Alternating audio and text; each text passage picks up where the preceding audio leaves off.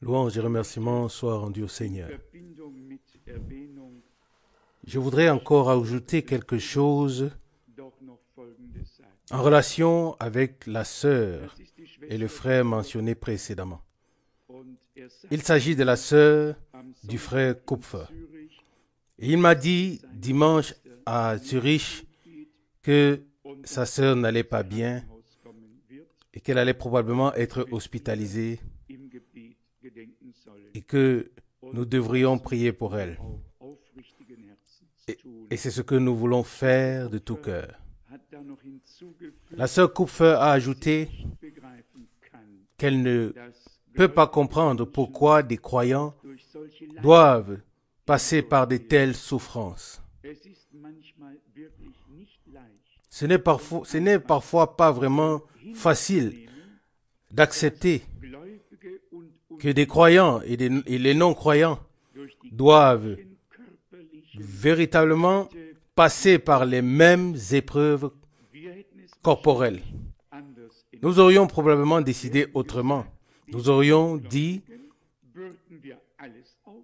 que nous imposerions tout aux non-croyants et que nous laisserions les croyants libres. Mais cela ne correspond pas à la justice de Dieu. Tant que nous sommes dans ce corps de chair dans lequel nous sommes tombés, nous devons endurer la même chose. Nous vieillissons de la même manière, nous devenons faibles de la même manière, la même chose pour la maladie, nous souffrons, et à la fin, lorsque la mort nous guette, elle trouve encore une raison pour nous emporter, tout comme tous les non-croyants. Avec la différence qu'il existe deux différentes destinations. Et c'est là la différence. Il y a une différence si je descends ou si je monte, si je suis sauvé ou non. Mais en ce qui concerne les choses terrestres, nous avons tous le même sort. Nous vieillissons tous, nous devenons tous faibles, nous avons tous les mêmes souffrances, mais nous nous en rendons compte que uniquement lorsque nous vieillissons. Tant qu'on est jeune, on secoue la tête et on se demande pourquoi les gens sont malades et doivent aller chez les dentistes.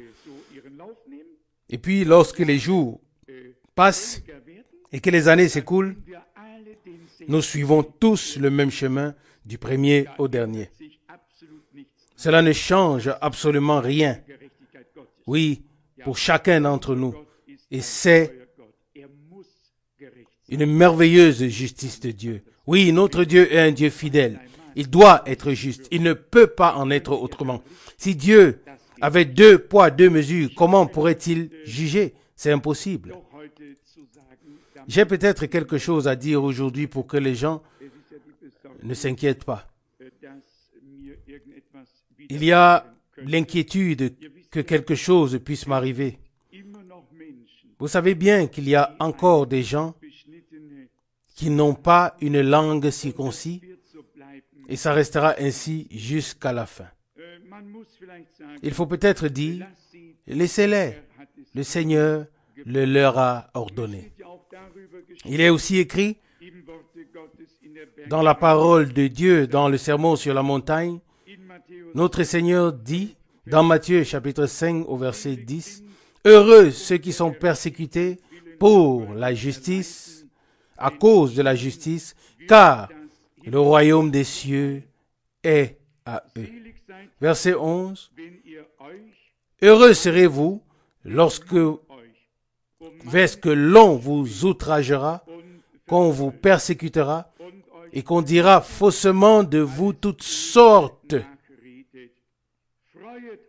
de choses à cause de mon nom. » Verset 12, « Réjouissez-vous et soyez dans l'allégresse, car votre récompense sera grande dans les cieux. C'est ainsi qu'on a persécuté les prophètes qui ont été avant vous. » Il n'y a absolument rien d'étonnant à cela. Au contraire, ça fait partie de la chose. Si les hommes, oui, nous acclamaient, alors quelque chose ne serait pas OK avec nous. Tous les prophètes ont été incompris, persécutés, lapidés et ainsi de suite. Il ne peut pas en être autrement pour nous si nous marchons sur leurs traces. Et nous avons déjà tous entendu et lu dans la parole d'introduction de la parole des prophètes que nous avons reçue. 2 Pierre, chapitre 3, verset 2.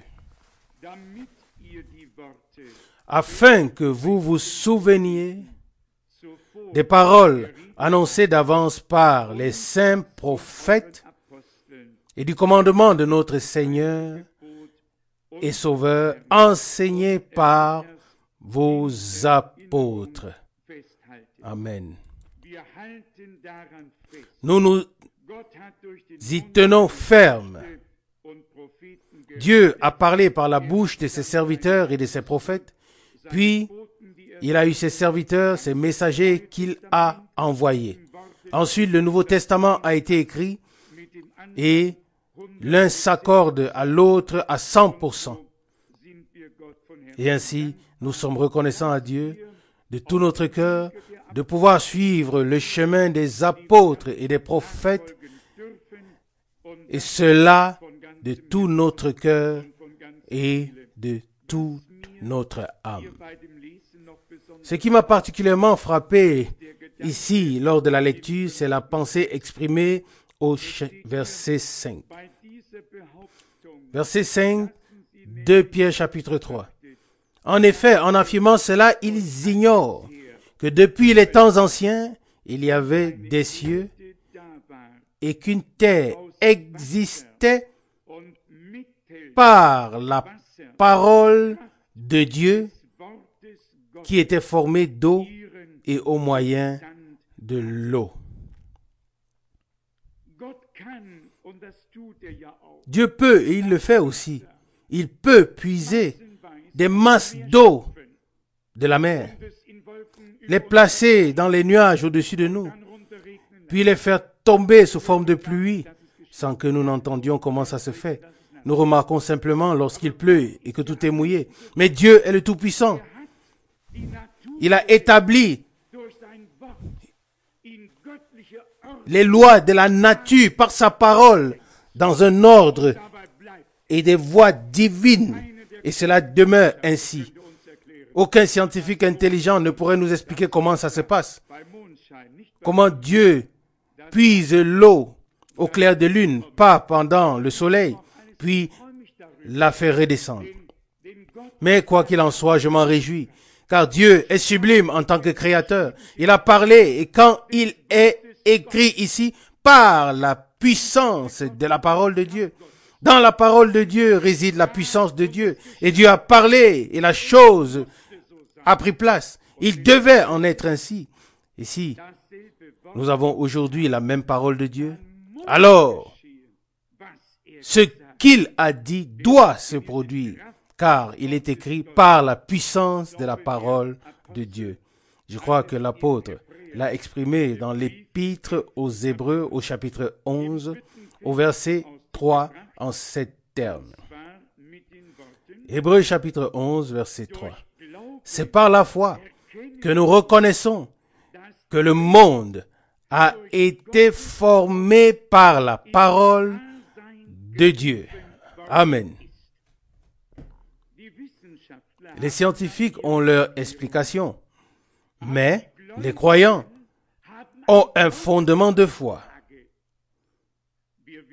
Nous savons que quelque chose n'a pas été créé par quelque chose, mais que Dieu a créé le monde à partir de rien.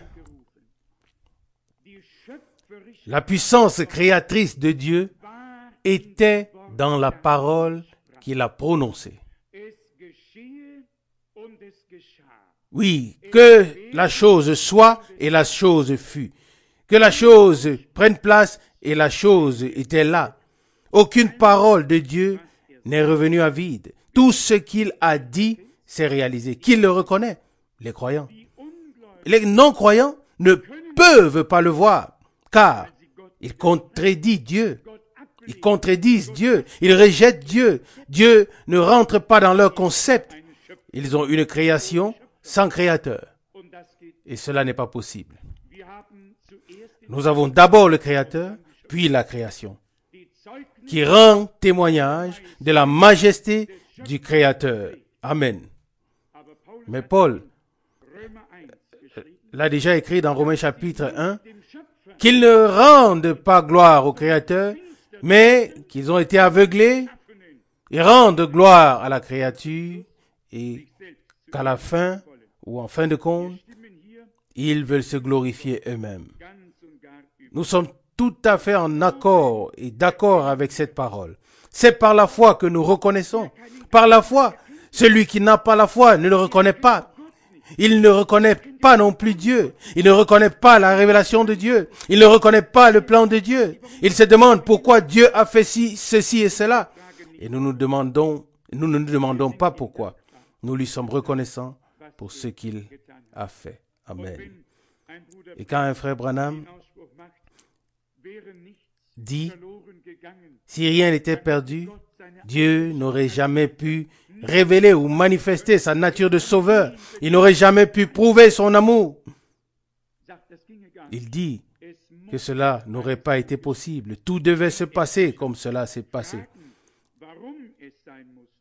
Les croyants aiment se demander pourquoi cela devait être ainsi, mais pas nous. Nous remercions Dieu d'avoir tout disposé ainsi et nous ne demandons pas pourquoi.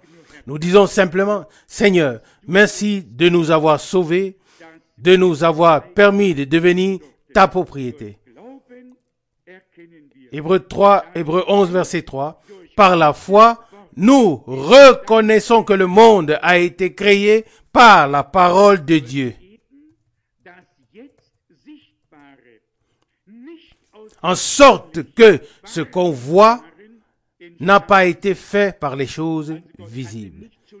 Alors Dieu n'avait pas quelque chose à partir de quoi il pouvait créer ce qui était déjà visible auparavant, mais Dieu a parlé et la chose était là. Il a dit que la lumière soit et la lumière fut. Il a dit que la lumière soit séparée des ténèbres et cela fut ainsi. Et il a appelé la lumière jour et les ténèbres nuit. Puis il dit que la lune et les étoiles brillent dans le ciel la nuit et cela fut encore et est encore ainsi aujourd'hui. Et il dit que le soleil donne la lumière pendant le jour et cela est encore ainsi aujourd'hui. Ce qu'il a dit se produit. Quand il dit que la terre produit toutes sortes d'arbres et de plantes, oui, on a pu voir comment cela s'est produit. Dieu a parlé et la chose s'est produite. Réfléchissez à cela, à la diversité magnifique sur notre terre. Dieu a créé pour chaque zone, pour chaque région tropicale, pour la Sibérie, pour tout. Il a créé les conditions nécessaires pour que ceci puisse pousser ici et cela là-bas. Chez nous, les pamplemousses ne poussent pas. Nous n'en avons pas besoin. En revanche, les pommes de terre poussent d'autant mieux. Allez dans la jungle. C'est vrai, j'ai passé 6 semaines en Inde, par exemple, et nous sommes allés jusqu'à un endroit où il n'y avait plus aucune civilisation, jusqu'au point le plus bas au sud, à Cap Cameron, et nous avons bu le jus d'un arbre. C'est un palmier et on peut recueillir son jus, et celui qui boit de ce jus un verre le matin et à midi et le soir est bien nourri. Il prend le poids et ne souffre d'aucune carence. Et ses fruits sont aussi là et on peut les cueillir. Dieu a pourvu à tout dans le désert, partout. Et maintenant, imaginez-vous que nous mettions les animaux des champs dans l'eau, ils mourraient tous. Et si nous mettions tous les êtres vivants de l'eau sur la terre, ils mourraient tous. Dieu a créé les conditions pour qu'ils puissent vivre là-bas et pour que les animaux puissent vivre ici. Dieu a tout ordonné. Qu'est-ce qu'il n'a pas ordonné? Tout. Et qui pourrait le modifier ou l'améliorer? Qui? La personne s'est déjà manifestée. Qui pourrait l'améliorer? Cette personne n'existe pas. Dieu a tout créé de manière parfaite. Quiconque s'est déjà rendu à l'aquarium d'Eilat et est descendu les escaliers pour observer la vie ou les animaux marins peuvent comprendre pourquoi il est écrit dans Apocalypse, toutes créatures dans le ciel et sur la terre, sous la terre, sur la mer, dans la mer, et tous ceux qui s'y trouvent rendaient gloire à celui qui les a créés. Nous pensons parfois qu'il n'y a que 3 poissons. L'un est une carpe, le troisième peut-être quelque chose d'autre. Non, arrêtez. Dieu a créé des centaines et des centaines de choses. Bleu, rouge, vert, jaune et tout ce qu'on peut imaginer. Et quand on voit cela, on s'émerveille. On pourrait presque chanter que tu es grand, que tu es grand. Alors mon cœur exulte. Oh, grand souverain, que tu es grand. Alléluia. Et aller même dans un jardin botanique quelque part et contempler la splendeur des fleurs. Ce que Dieu a créé est magnifique. Et il n'a pas simplement bougé les mains en disant, voilà maintenant, c'est ici. Non, il a prononcé la parole et la chose s'est produite. Et cela me réjouit. Et nous vivrons aussi le jour où le Seigneur prendra son pouvoir. Il a donné aux hommes un temps, oui, pour qu'ils soient soumis, oui, ou pour qu'ils règnent sur la terre. À l'origine, l'homme était destiné par Dieu pour régner sur tout ce qui est sur la terre et ainsi de suite. Mais ensuite, il est tombé. Et c'était le malheur. Mais nous savons que l'état initial voulu par Dieu sera rétabli. Et alors, il n'y aura plus aucune trace de toutes ces choses. Nous serons alors vraiment dans la pleine autorité qui était celle d'Adam avant la chute et nous serons semblables au Seigneur. Nous le savons tous. Je trouve tout simplement sublime la pensée que tout a été créé par la parole de Dieu. C'est tout simplement merveilleux. Dieu a parlé et la chose s'est produite. Et nous devons ajouter que cela ne peut être reconnu, vu et confirmé que par la foi. L'incrédulité contredit Dieu par principe. Il ne peut pas en être autrement. Mais la foi donne toujours raison à Dieu. Sans faire d'effort, nous pouvons remercier Dieu de tout cœur. Hébreux 11, verset 3. C'est par la foi que nous reconnaissons que le monde a été créé par la parole de Dieu, en sorte que ce qu'on voit n'a pas été fait des choses visibles. Nous savons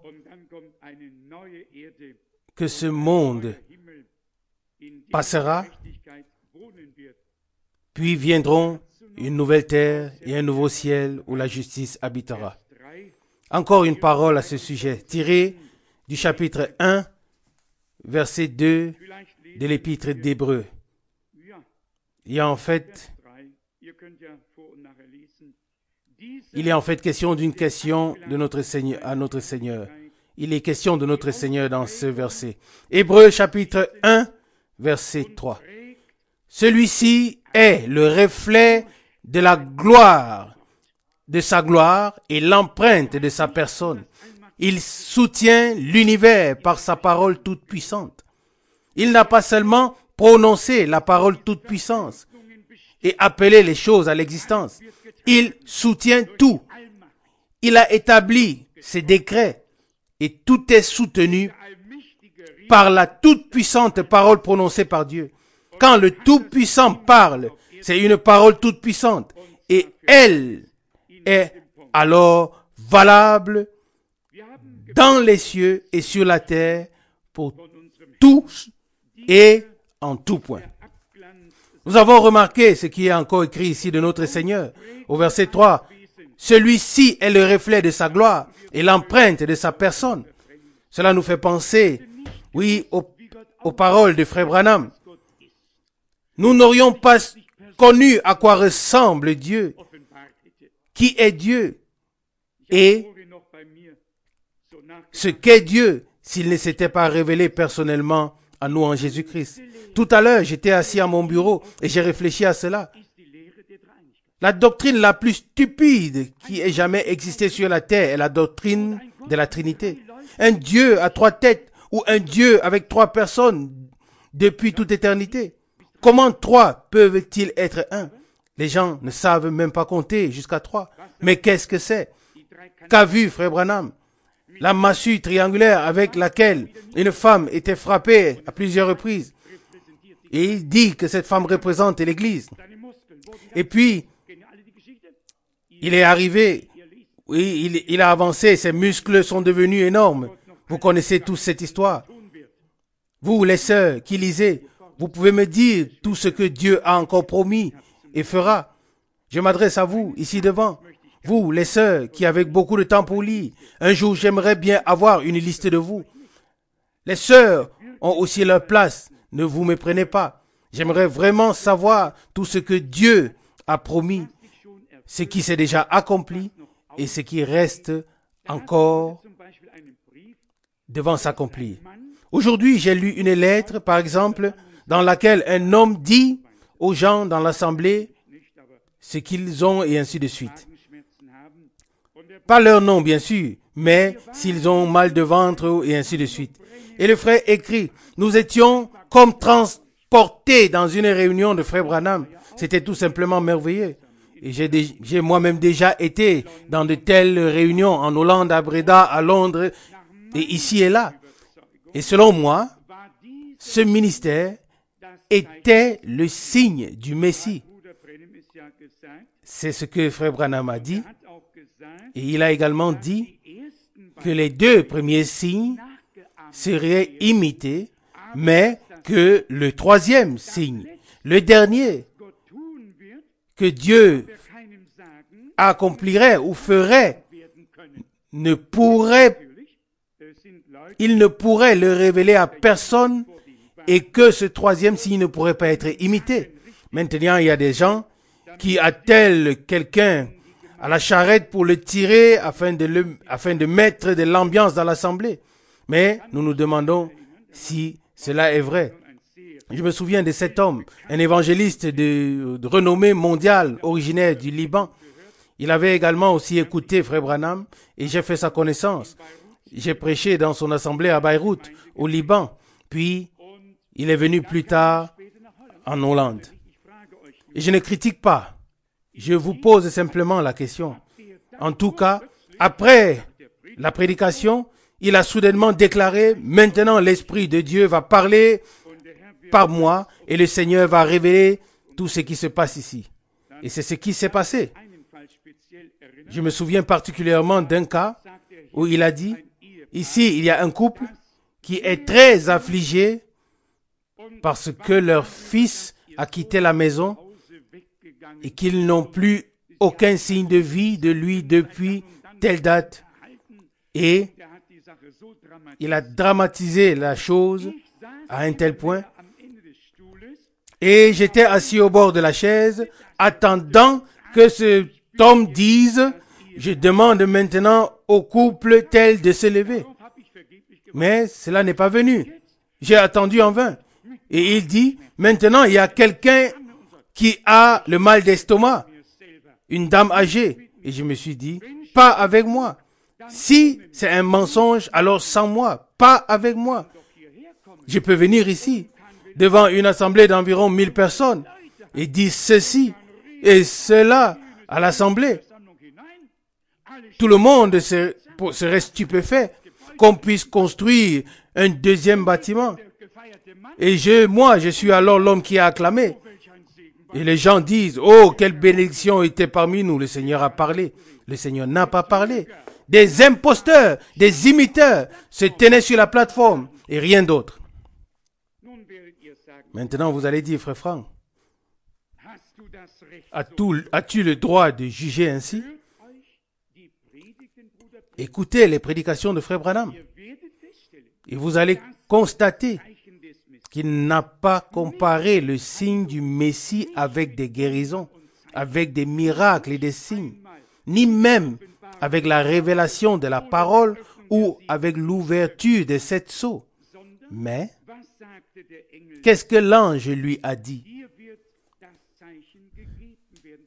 Il te sera donné le signe du Messie. Les pensées des cœurs te seront révélées. Et je l'ai déjà dit ici. L'ange a littéralement mentionné Jean chapitre 1 à frère Branham. Il lui a indiqué, enseigné que la même chose se répète maintenant dans son ministère, comme cela s'est produit autrefois dans le ministère de Jésus envers les Juifs et les Samaritains, mais pas envers les païens, et que maintenant, à la fin des temps des païens est arrivé, et que maintenant, le même signe du Messie est révélé comme le dernier signe pour l'Église. L'ange lui a également mentionné Jean, chapitre 4. Il lui a expliqué que c'est le signe par lequel les esprits seront séparés. Les uns disent que c'est de Dieu, les autres disent que c'est du diable, et ainsi de suite. Mais l'ange lui a donné ses enseignements bibliques. Maintenant, quelqu'un va demander, oui, est-ce vraiment vrai? Je peux vous montrer que lorsqu'un ange fait une annonce, un ange, peut-être Gabriel ou qui que ce soit, il sait de quoi il s'agit dans le royaume de Dieu. Vous n'avez pas besoin d'avoir peur. Il connaît également les Saintes Écritures. Je vais vous dire ce que Gabriel a dit à Jean à l'époque. Dans Luc chapitre 1, verset 15, en relation avec Jean. Luc 1, verset 15. Car il sera grand devant le Seigneur. Il ne boira ni vin ni boisson enivrante, et il sera rempli de l'Esprit Saint dès sa naissance. Verset 16. Il ramènera plusieurs des fils d'Israël au Seigneur leur Dieu, et il marchera devant le Seigneur dans l'esprit et la puissance d'Élie pour ramener les cœurs des pères vers les enfants et les désobéissants aux sentiments des justes, afin de préparer au Seigneur un peuple disposé. Amen. Remarquez-vous comment l'ange lui a annoncé la nouvelle, qui lui a annoncé la nouvelle a directement décrit le ministère que Jean devait accomplir. Je ne suis pas du tout surpris qu'une base biblique pour le ministère biblique, qu'un enseignement ait été donné avant que le ministère ne commence. Et qu'est-ce que frère Branham a dit? Il a dit, ils ne croiront pas. Et puis, la réponse vint, 2 signes te seront donnés comme au prophète Moïse. Le premier signe avec la main, la maladie du malade apparaîtra sur la main et le malade pourra voir. Et dès qu'elle disparaîtra de la main, le malade saura qu'il est guéri. Puis l'ange dit, si tu demeures fidèle et humble, un autre signe te sera donné, à savoir que les pensées des cœurs te seront révélées, et ainsi de suite. Et c'est précisément ce signe que frère Branham a expliqué comme étant le signe du Messie, et ni Paul ni Pierre ne l'avaient. Et je ne m'attends pas à cela. Je ne peux même pas m'y attendre, car Dieu n'a pas besoin d'imitateurs. Dieu n'a besoin que de personnes originales, avec des appels originaux, qui poursuivent le ministère que Dieu a donné à l'Église. Un imitateur n'est pas un original. Mais frère Branham l'a dit. Il a dit que le Seigneur, ou l'ange du Seigneur, qui que c'était, l'a réprimandé pour avoir parlé de ces choses. Et puis, oui, des personnes, on a trouvé des personnes qui ont commencé à l'imiter. Non, nous croyons de tout cœur que nous avons reçu le dernier signe du Seigneur et que nous avons reçu le dernier message. Les deux sont terminés. Nous n'avons plus qu'à attendre la pleine restauration de tout ce que Dieu a initialement placé dans l'Église. Et nous sommes convaincus que Dieu l'accordera. Si je ne pense pas que je doive commencer à faire quelque chose ici. Et je ne pense pas non plus que quelqu'un d'autre doive le faire. Je crois plutôt que le ministère, le quintuple ministère, a reçu suffisamment de matériel par la révélation de la parole pour que chacun puisse accomplir le ministère que Dieu lui a confié. Et c'est avec une grande joie et une certitude intérieure que nous publions les prédications de Frère Branham, que nous distribuons la nourriture et que nous proclamons la parole du Seigneur jusqu'à ce qu'il vienne, jusqu'à ce qu'il revienne. J'espère que vous n'avez pas pris cela comme une critique directe à l'égard d'autres frères. J'aimerais beaucoup parler avec cet homme que j'apprécie même beaucoup, bien que je ne l'ai jamais vu personnellement, je l'ai seulement entendu, ou seulement entendu parler de lui. J'aimerais aussi assister à une telle réunion. Nous ne voulons en aucun cas que quelque chose d'authentique soit discrédité. Nous ne le voulons pas. Seulement, comme je l'ai souligné, une imitation du ministère très particulier. Je le répète, le ministère particulier ne concernait pas les miracles, les signes, les guérisons et toutes choses. Non, le ministère particulier, vous l'avez vu dans le film, Frère Branham se tenait là, impuissant, disant, je ne peux rien faire, je suis aussi impuissant que vous. Et puis, le moment était là. Et il dit, maintenant personne ne peut plus se cacher. Maintenant Dieu a tout sous son contrôle. Et il a prononcé la chose. Et c'est ce que nous avons expérimenté ces derniers jours. Et nous en sommes très reconnaissants à Dieu. Vous savez bien que c'est ce qui a divisé les esprits à l'époque de Jésus. Les uns disaient, il a Belzébuth. Et les autres disaient, jamais un homme n'a parlé comme lui. Et les autres disaient, c'est certainement un prophète, car jamais on a entendu dire que quelqu'un ait ouvert les yeux d'un aveugle né. Amen. Mais la chose s'est produite. De grands miracles et des signes se sont produits. Mais les soupçons n'étaient pas dans les miracles et les signes. Là aussi, il y a eu des critiques, mais ce n'était pas,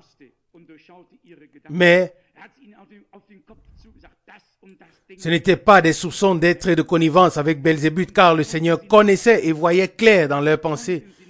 Il leur avait dit clairement, voici ce que vous pensez dans votre cœur.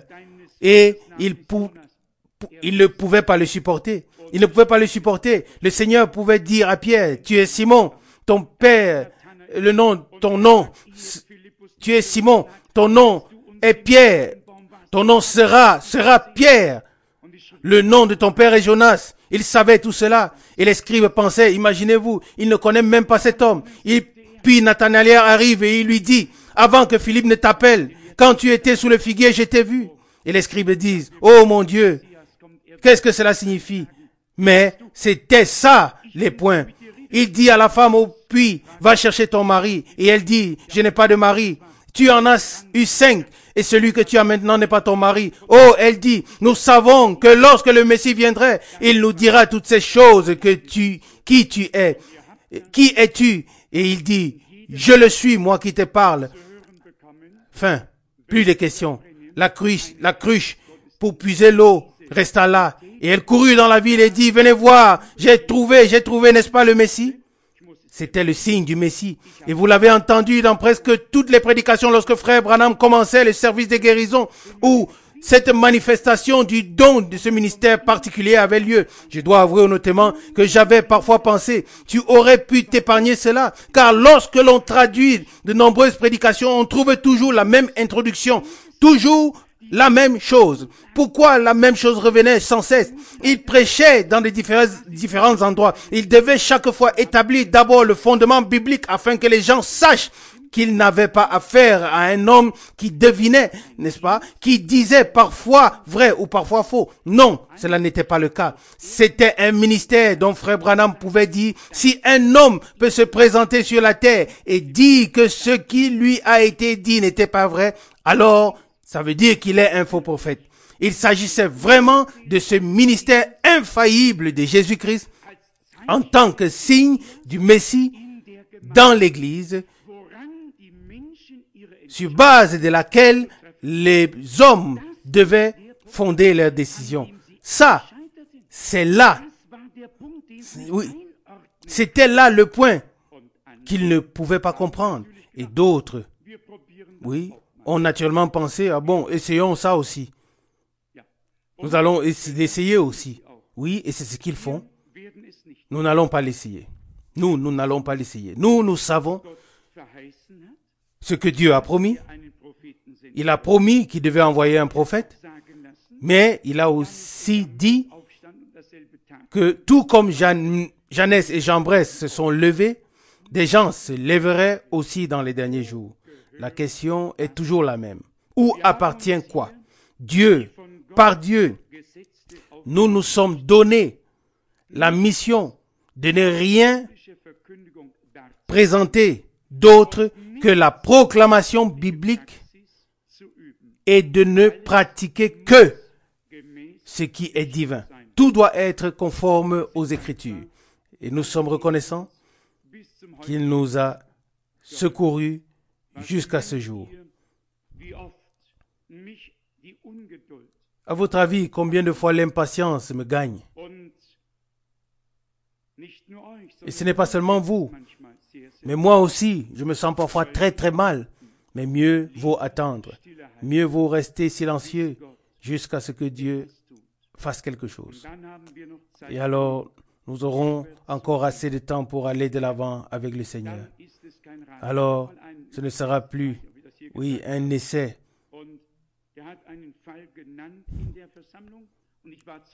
J'ai traduit quelqu'un.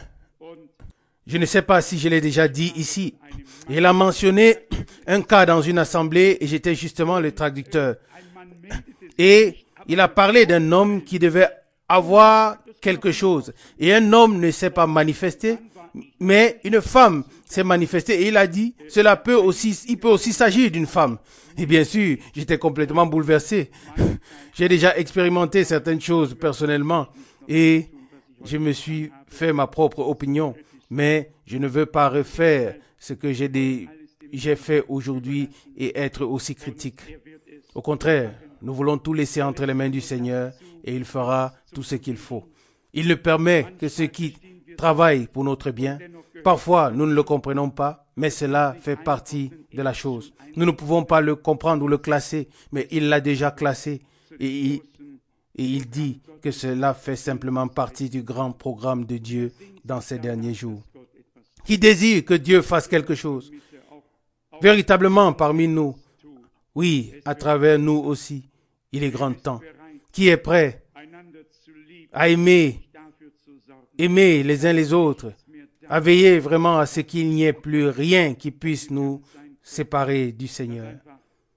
Que chacun puisse simplement regarder chacun librement et ouvertement et que l'amour soit authentique, que la foi soit authentique, que tout soit authentique, que nous ayons un seul visage, oui, à l'avant et à l'arrière, que nous disions à chacun en face ce que nous dirions même derrière son dos, que vraiment tout soit fait avec sincérité. Et là où nous ne voulons pas dire quelque chose, nous faisons bien de nous taire. Frère Branham a aussi dit, il y a suffisamment de bonnes choses à dire sur chaque personne, des choses qu'on peut mettre en valeur. Il n'est pas nécessaire de mettre en avant le petit nombre de choses mauvaises. Et si nous sommes honnêtes et que nous regardons les bonnes qualités de nos frères et sœurs, alors, mon Dieu, nous pourrions en parler pendant des heures. Et si nous nous efforçons de trouver quelque chose à reprocher, alors nous avons des heures devant nous avant de trouver quelque chose et le temps est perdu. Alors nous ne voulons même pas le faire. mais nous voulons utiliser notre temps pour voir le bon côté en chacun et en parler. Et je l'ai déjà dit quelque part, si quelqu'un cherche absolument quelque chose de négatif, alors qu'il se regarde dans les miroirs. C'est probablement en lui qu'il trouvera le mieux et le plus rapidement. Quelque chose sans avoir à chercher longtemps. S'il sait, en fait, déjà où c'est. Chez les autres, il doit encore chercher. Chez lui-même, il sait déjà où c'est.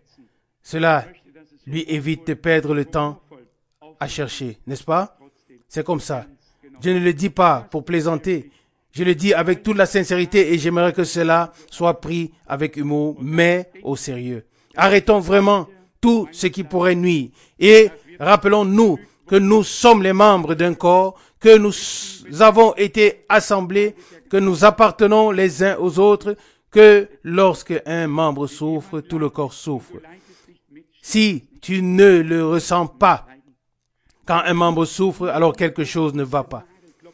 Si quelqu'un souffre et que tu ne souffres pas avec lui, quelque chose ne va pas. Tu dois souffrir avec lui. Quand je frappe sur ce clou, je le sens dans mon gros orteil. J'ai d'abord levé le doigt, le pied droit, car je pensais que c'était là que ça faisait mal. Un membre est relié à tout le corps et on le ressent partout. Quand un membre du corps de Jésus est blessé, tous les membres du corps le ressentent et tous souffrent avec lui. Ils souffrent avec lui. Et quand un membre est honoré, tous se réjouissent. Ils exultent tous. C'est une chose merveilleuse. Pas d'envie, pas de jalousie, rien du tout. Une joie céleste pour ce que Dieu a fait en nous. Loué soit le nom du Seigneur. Amen. Levons-nous pour prier. Moi aussi, je te dis merci, Seigneur, de tout cœur, pour le grand privilège que nous ne comprendrons jamais de pouvoir nous asseoir à tes pieds. Amen, ô Seigneur. En tant que tes disciples, en tant que tes élèves, pas en tant que ceux qui connaissent mieux, mais en tant que des personnes qui veulent et souhaitent apprendre. Tu as envoyé le Maître, le Saint-Esprit. Il a pris la parole toute puissante, et nous l'a révélée. Il nous a oints, il nous a ouvert les yeux, ouvert les cœurs, afin que nous puissions voir, entendre et croire. Amen. Bien-aimé Seigneur, nous avons également compris le signe du Messie. Tu l'as donné afin que ton peuple puisse prendre une décision. C'est un signe qui a été contesté. Pour les uns, il était, oui, il a relevé. Pour les autres, il les a fait trébucher. Pour nous, que pouvons-nous y changer? Pour nous, il a été une bénédiction. Alléluia, une grande bénédiction. Sinon, nous aurions seulement su qu'il y avait beaucoup d'évangélistes. Mais maintenant, nous savons qu'il y a eu un homme envoyé de Dieu, un homme de Dieu, un prophète promis dans l'esprit et dans la puissance d'Élie, pour ramener les cœurs des enfants de Dieu à la parole des pères apostoliques et pour préparer un peuple au Seigneur, pour révéler tous les mystères, pour abolir toutes les traditions, pour déclarer invalides toutes les traditions et pour établir la parole révélée comme définitive et contraignante. Fidèle Seigneur, dans ce contexte, je te prie pour la dernière chose, celle qui pose les plus grandes difficultés. Je te prie de révéler à toute ton Église que nos frères qui ont été contraints de se remarier, qu'ils ne soient jamais considérés comme divorcés devant toi.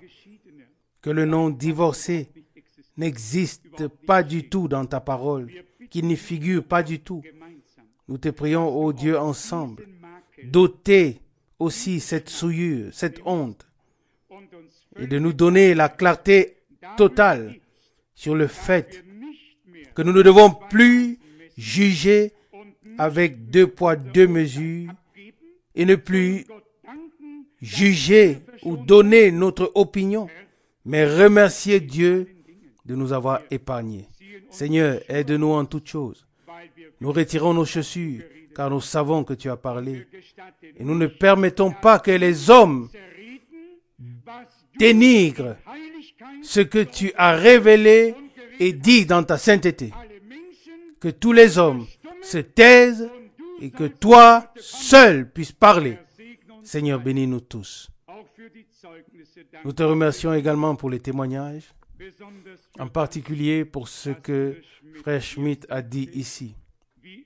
À quel point il est submergé d'entendre et de voir comment vont ceux qui ont été ici une fois, qui ont entendu la parole, qui ont pu l'accepter sans contrainte et qui ont ensuite puisé la bénédiction associée. Qu'il en soit ainsi pour nous, ô Seigneur. Fais grâce afin que tout fardeau soit ôté de nous, afin que nous puissions entendre ta parole, la croire et l'expérimenter, expérimenter ce que tu y as promis. Dieu fidèle, nous nous remettons à ta grâce. Nous te prions aussi pour la sœur Kaufmann, ô Seigneur. Touche-la, fidèle Seigneur. Tu vois aussi la fidélité de nos bien-aimés Kupfer. Seigneur, tu connais les chemins qu'ils parcourent. Ils ne reculent devant aucune dépense. Ils ne comptent pas de temps.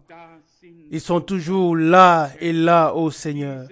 Seigneur, cette précieuse sœur Kaufmann qui souffre tant dans son cœur, qui a des problèmes de respiration, ô Seigneur.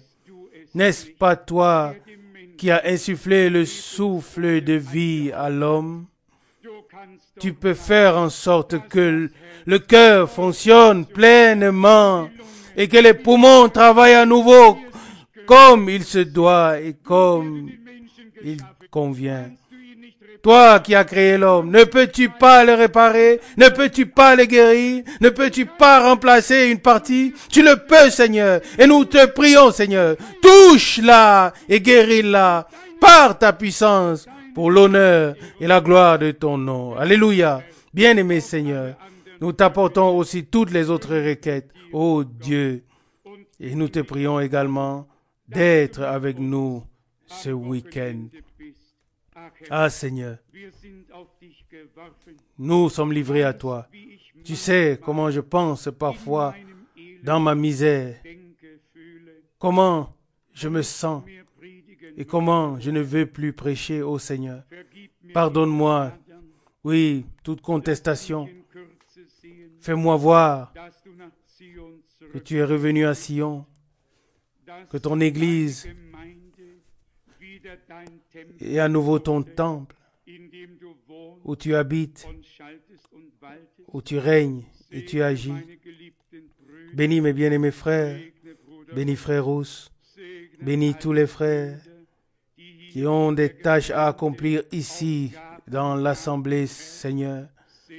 Bénis-nous tous de la richesse de ta grâce et donne-nous des cœurs croyants, c'est-à-dire la foi que tu feras ce que tu as dit. Qu'il nous soit fait selon ta parole. Alléluia. Gloire et honneur à ton saint nom. Amen. Amen.